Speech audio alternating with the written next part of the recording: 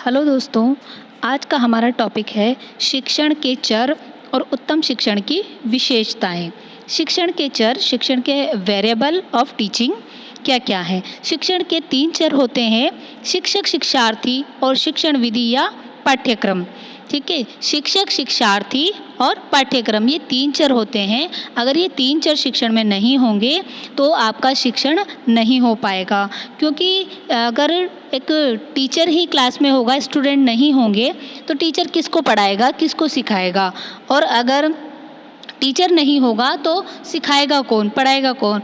और दूसरी बात है कि अगर आपके पास पाठ्यक्रम नहीं होगा तो पढ़ाने के लिए कोई बेस नहीं होगा। हमें ये पता नहीं चलेगा कि पढ़ाना क्या है, कौन सा ज्ञान हमें बच्चों को सिखाना है, कैसे सिखाना है। तो इसीलिए जो शिक्षण के 3 चर है एक दूसरे पर निर्भर है, एक दूसरे के साथ संयुक्त रूप से काम करते हैं। इसमें जो शिक्षक है उसको स्वतंत्र चर कहा जाता है, इंडिपेंडेंट वेरिएबल। शिक्षक स्वतंत्र होता है, विद्यार्थी आश्रित होते हैं, विद्यार्थी शिक्षक पर आश्रित होते हैं टीचिंग के लिए।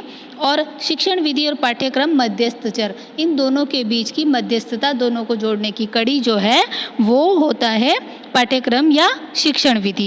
यानी इन तीनों के बिना शिक्षण का जो प्रोसेस है, टीचिंग प्रोसेस नहीं हो सकता। किसी एक को भी अगर हम यहाँ से हटा देते हैं तो हमारा टीचिंग प्रोसेस अधूरा रहेगा, वो पूरा नहीं हो पाएगा। नेक्स्ट टॉपिक इज उत्तम शिक्षण की विशेषताएं। जब हम क्लासरूम टीचिंग में देखते हैं तो शिक्षण कैसा होना चाहिए, एक अच्छा शिक्षण जो है, अच्छी टीचिंग किस प्रकार की होनी चाहिए, उसमें क्या क्या विशेषताएं होनी चाहिए जिससे कि बच्चे अच्छे से सीख पाए और आपका शिक्षण बहुत अच्छा हो जाए। शिक्षण निर्देशात्मक होना चाहिए, न कि आदेशात्मक।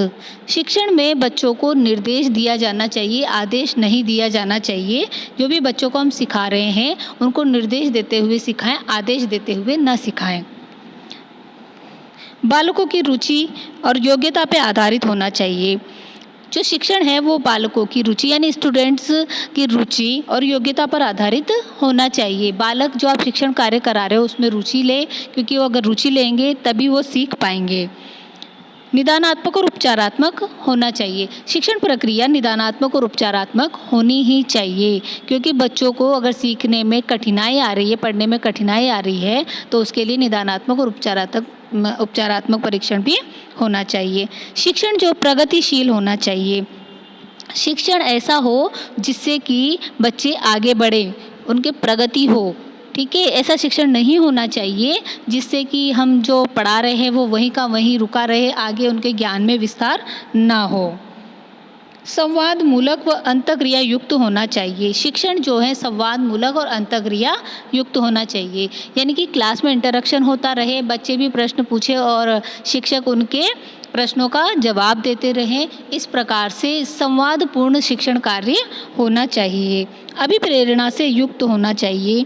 शिक्षण जो है उसमें अभिप्रेरणा होनी चाहिए, छात्रों को मोटिवेट करते हुए टीचर को पढ़ाना चाहिए। पूर्व ज्ञान पर आधारित हो। अच्छा शिक्षण वही होता है जो पूर्व ज्ञान पर आधारित होता है, क्योंकि पूर्व ज्ञान का सहारा लेकर हम बच्चों को नवीन ज्ञान की तरफ ले जाते हैं।